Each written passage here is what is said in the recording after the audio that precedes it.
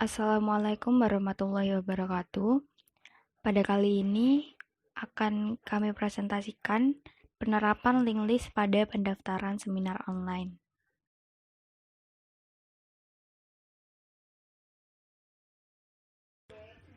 Presentasi kali ini akan meliputi 3 bab. Yang pertama adalah pendahuluan, kedua pembahasan, dan yang terakhir penutup.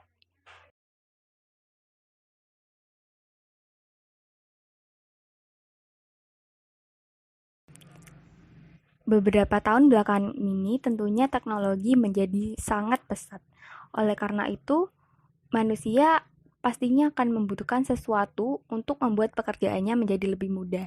Salah satunya adalah mencari dan menyimpan data. Untuk itu, di sini akan digunakan suatu cara untuk menyimpan, menyusun, mengelompokkan, dan mempresentasikan suatu data yang biasanya disebut dengan struktur data. Nah, salah satu elemen dari struktur data ini adalah link list.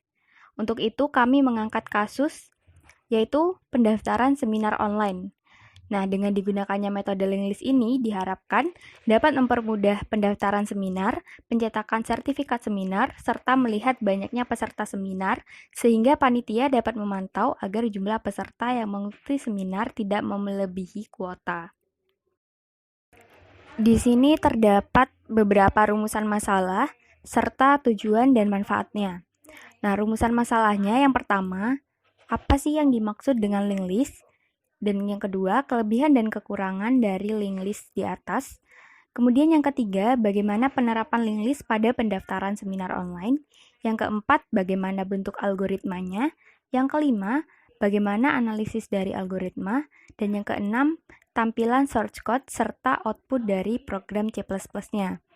Kemudian diikuti dengan tujuan, yaitu yang pertama, untuk menambah wawasan tentang metode link list. Yang kedua, mengetahui kelebihan dan kekurangan link list. Yang ketiga, mengetahui contoh penerapannya. Yang keempat, mengetahui bentuk algoritma. Yang kelima, mengetahui analisis dari algoritmanya. Dan yang keenam, mengetahui bentuk dari tampilan program C++.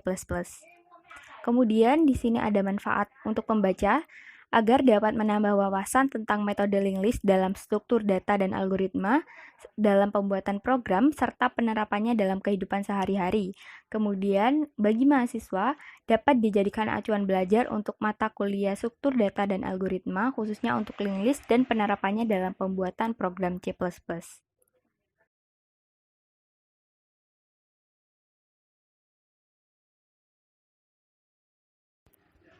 Kemudian kita beralih ke pembahasan. Di sini terdapat link list. Apa sih link list itu? Link list atau yang biasa disebut juga dengan senarai berantai merupakan jenis struktur data yang berisi kumpulan data yang disusun secara linear, di mana setiap data disimpan dalam sebuah simpul dan di antara simpul satu dengan simpul lain dihubungkan melalui pointer. Kemudian, kelebihan dan kekurangan link list. Kelebihannya yaitu secara ukuran, link list itu lebih dinamis. Kemudian alokasi penggunaan memori dapat disesuaikan dengan mudah sesuai kebutuhan, dan penambahan data maupun penghapusan data relatif lebih cepat. Sedangkan kekurangannya, pemakaian memori lebih besar, dan proses traversal lebih panjang karena tidak bisa langsung mengakses data dengan indeks, dan yang terakhir tidak dapat melakukan reverse traversal kecuali dengan doubling. Lalu kita akan beralih pada penjelasan studi kasusnya. Nah, jadi di sini akan diadakan sebuah seminar nasional matematika dengan tema pengembangan kemampuan berpikir matematis tingkat tinggi dalam era revolusi industri 4.0. Nah, pada seminar tersebut, peserta dapat melakukan registrasi dengan mengisi formulir. Selain itu, peserta juga dapat mencetak formulir yang telah diisi. Biaya pendaftaran untuk mahasiswa S1 sebesar Rp200.000, sedangkan untuk non-mahasiswa S1 sebesar Rp250.000. Nah, dengan memperhatikan persoalan di atas, akan diterapkan link list agar peserta dapat menginput data dan mencetak formulir pendaftaran, serta dapat melihat daftar peserta lain yang mengikuti seminar. Untuk algoritmanya, di sini kami menggunakan algoritma dalam bentuk flowchart. Yang pertama di sini ada fungsi main. Dari awal kemudian akan masuk di inisialisasi dan akan masuk ke fungsi menu. Kemudian di sini fungsi inisialisasi. Di sini akan dideklarasikan head sama dengan 0 dan tail sama dengan 0. Kemudian masuk ke fungsi clear screen. Di sini dari start, kemudian sistem clear screen, kemudian outputnya berupa membersihkan layar. Kemudian di sini terdapat algoritma dari fungsi cetak dan fungsi input. Nah, di sini dari fungsi cetak akan dideklarasikan char sama dengan head dan integer i sama dengan 1. Kemudian akan masuk ke menu pilihan head sama dengan 0. Apabila ya, maka akan dicetak daftar peserta kosong. Dan outputnya yaitu tekan enter untuk kembali ke menu awal. Nah, kemudian jika tidak, maka di sini ada char tidak sama dengan 0 dan seterusnya. Begitu juga dengan fungsi input. Di sini dari awal mulai akan dideklarasikan entry-nya. Kemudian akan masuk ke pilihan head sama dengan 0. Jika ya, maka head sama dengan entry dan tail sama dengan head. Jika tidak, maka tail next sama dengan entry dan tail sama dengan entry. Kemudian algoritmanya berakhir. Kemudian di sini ada fungsi cetak C dan cetak D. Keduanya sama-sama untuk mencetak spasi, tapi bedanya yang cetak C itu buat spasi tengah, untuk yang cetak D itu untuk cetak spasinya. Untuk selanjutnya kita beralih ke fungsi menu. Mohon maaf di sini ada kesalahan pengetikan. Nah, awalnya di sini akan dideklarasikan f-flash dalam kurung stdin, kemudian akan masuk ke fungsi clear screen, dan di sini ada 3 pilihan, yaitu yang pertama registrasi online, yang kedua daftar peserta seminar, dan yang ketiga pilihan untuk keluar dari program.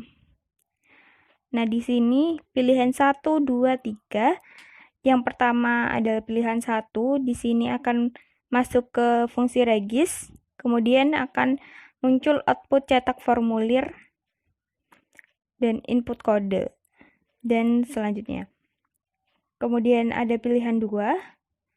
Seperti itu. Kita akan masuk ke fungsi clear screen terlebih dahulu. Baru akan dicetak judul halaman dan format tabelnya. Kemudian yang ketiga itu exit atau keluar dari programnya. Selanjutnya akan dibahas mengenai algoritma fungsi regis.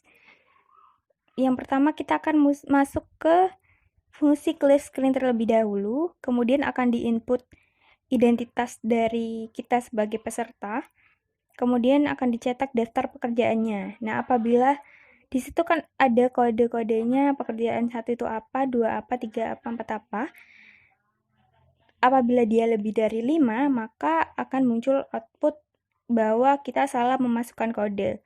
Nah, apabila tidak, maka datanya akan diinputkan seperti yang seharusnya. Selanjutnya beralih ke fungsi form. Di sini akan masuk ke fungsi clear screen terlebih dahulu, kemudian dideklarasikan bahwa char sama dengan head. Nah, apabila ya head sama dengan 0, maka algoritmanya berhenti. Apabila tidak, maka akan masuk ke char tidak sama dengan 0. Dan selanjutnya seperti itu, seperti yang ada di slide.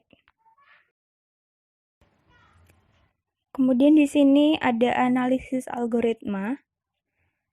Nah, dari algoritma flowchart di atas, kemudian akan dihitung waktu eksekusinya dan diperoleh kesimpulan dari total perhitungan seluruh waktu eksekusi adalah sebesar 32 plus 5N. Sehingga kesimpulannya Tn sama dengan On. Berikut merupakan source code program C++. Pada struct data node berisi data-data yang dibutuhkan pada program dan disimpan oleh simpul.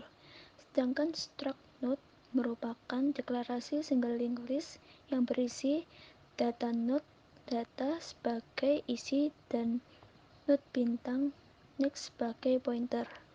Lalu ada fungsi inisialisasi yang berisi head sama dengan 0 dan tail sama dengan 0. Selanjutnya ada fungsi input. Fungsi ini berfungsi untuk menambah simpul.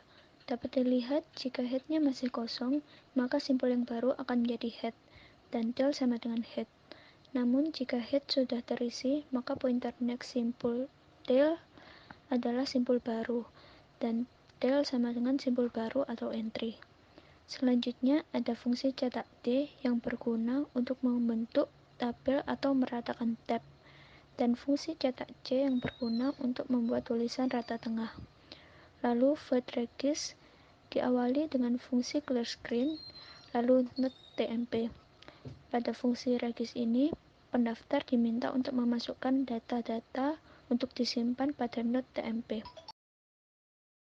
Lalu ada pilihan untuk status pekerjaan dengan menginput tmp.data.kerja. If tmp.data.kerja lebih dari 5, maka cout Anda salah memasukkan kode. Lalu kutu lagi. Setelah itu, return nilai tmp.data ke fungsi input untuk disimpan. Berikutnya, void form didahului dengan fungsi clear screen. Integer biaya, char sama dengan head. If head sama dengan 0, maka tidak terjadi apa-apa. Jika else, maka while char tidak sama dengan 0, cetak judul. Lalu dengan menampilkan data-data peserta seperti nama, status pekerjaan, dan nama instansi. Jika data.kerjanya sama dengan 1, maka biaya sama dengan 200.000. Jika data.kerjanya tidak sama dengan 1, maka biaya sama dengan 250.000. Selanjutnya, cetak tampilan halaman form. Setelah itu, melanjutkan perintah while. Char sama dengan char next untuk menggerakkan pointer char hingga sebelum simpul 0. Lalu void cetak. Char sama dengan head, integer i sama dengan 1. If head sama dengan 0, maka print daftar peserta kosong. Else, while char tidak sama dengan 0, maka print pointer char yang merujuk pada data nama, data.instansi, dan data.kalahir. Lalu, char sama dengan char next, i++. Selanjutnya, print batas akhir tabel. Void menu diawali dengan fungsi clear screen, lalu print tampilan awal menu, dan input pilihan dengan switch case. Jika memilih 1, maka char kode 1 memanggil fungsi regis ulang sama dengan cout cetak formulir Y atau Y. Lalu input kode. Jika kodenya sama dengan Y, maka memanggil fungsi form, lalu awal sama dengan cout kembali ke menu awal, handle cout. Jika tidak, maka Anda akan diarahkan keluar. Lalu input kode 1. Jika kode satunya sama dengan Y, maka clear screen dan go to start atau menu awal. Else if kode 1 sama dengan T, maka exit. Else kode yang Anda masukkan salah, lalu go to awal. Jika kode tidak sama dengan Y, maka cout kode yang Anda masukkan salah, lalu go to ulang dan break. Jika memilih menu 2, maka diawali dengan fungsi clear screen, lalu cetak tampilan daftar peserta. Setelah itu, memanggil fungsi cetak, catch, lalu go to start, dan break. Jika Anda memilih menu 3, maka exit dan break, default, atau jika Anda memilih selain 1, 2, dan 3, maka cout pilihan salah dan go to start atau kembali ke menu awal. Selanjutnya adalah fungsi main. Pada fungsi main ini, kami hanya memanggil fungsi inisialisasi dan fungsi menu. Setelah itu, return access success. Berikut merupakan tampilan awal pada program. Jika dilihat pada gambar, terdapat 3 pilihan menu.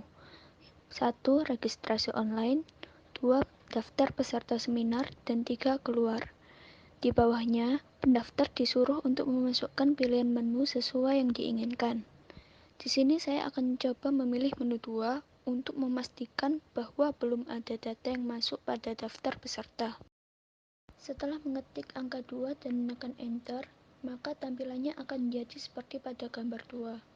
Di situ terlihat bahwa daftar pesertanya masih kosong. Selanjutnya, di bagian bawah halaman terdapat perintah untuk menekan enter agar dapat kembali ke menu awal seperti pada gambar 1. Lalu, apa yang terjadi ketika kita menekan selain tombol enter? Jawabannya adalah halaman tidak akan berganti hingga kita menekan tombol enter. Selanjutnya, untuk mendaftar seminar, pendaftar harus memilih angka 1 pada menu awal.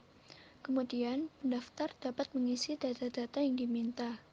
Setelah mengisi data, pendaftar diminta untuk memilih status pekerjaan yang sesuai, dan di akhir halaman, pendaftar diminta untuk menuju ke halaman cetak formulir dengan menekan tombol Y. Detail tampilan halaman formulir registrasi online dapat dilihat pada gambar 3. Tampilan pada halaman cetak formulir dapat dilihat pada gambar 4.1 dan 4.2. Pada halaman ini terdapat detail data peserta, informasi terkait seminar, serta informasi pembayaran. Nominal pembayaran yang ditampilkan akan berbeda tergantung pada status pekerjaan yang dipilih pada halaman sebelumnya. Untuk yang memilih angka 1 pada status pekerjaannya, maka biaya pendaftarannya yaitu sebesar 200.000. Sedangkan untuk yang memilih selain angka 1, maka biaya pendaftarannya yaitu sebesar 250.000. Di akhir halaman, pendaftar diminta memilih untuk kembali ke menu awal atau keluar. Jika pendaftar menekan tombol selain yang diminta, maka 3 baris terakhir dari halaman akan muncul kembali. Selanjutnya akan dicoba untuk menambah data. Hal ini dilakukan untuk melihat apakah data terakhir yang tersimpan pada halaman daftar peserta merupakan data yang baru atau data yang lama. Setelah pendaftar mengisi data dan kembali ke menu awal, pendaftar dapat menekan angka 2 pada menu awal untuk menuju ke halaman daftar peserta, untuk mengecek apakah namanya sudah terdaftar pada daftar. Berikut merupakan tampilan halaman daftar peserta. Selanjutnya, jika pendaftar ingin keluar, maka dapat langsung menekan tombol enter untuk kembali ke menu awal dan memilih angka 3 untuk keluar.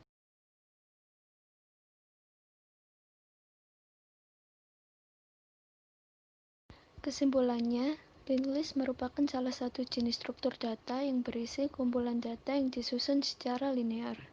Dalam linked list, tiap-tiap data disimpan dalam sebuah simpul data, dan di antara simpul satu dengan simpul lain dihubungkan melalui pointer. Linked list memiliki kelebihan, di antaranya penambahan data maupun penghapusan data relatif lebih cepat. Namun, memori yang digunakan cenderung lebih besar. Linked list dapat diterapkan dalam kehidupan sehari-hari. Contohnya dalam pendaftaran seminar online, di mana data-data para peserta dapat disimpan dan dicetak sebagai daftar. Adapun tampilan algoritma, source code, serta output dari program ini dapat dilihat pada pembahasan. Sedangkan hasil analisis algoritma linked list dari program kami mempunyai total waktu eksekusi 32 plus 5N, sehingga Dn sama dengan On. Saran: dengan adanya makalah ini diharapkan dapat menambah pengetahuan pembaca akan penerapan linked list ke dalam suatu kasus. Makalah ini tentunya memiliki banyak kekurangan. Untuk itu, penulis membutuhkan kritik dan saran dari pembaca. Dibutuhkan ketelitian dalam membuat program serta menginputkan data. Untuk itu, diharapkan ke depannya akan ada program serupa dengan algoritma yang lebih efisien. Sekian presentasi dari kami, kurang lebihnya mohon maaf. Wassalamualaikum warahmatullahi wabarakatuh.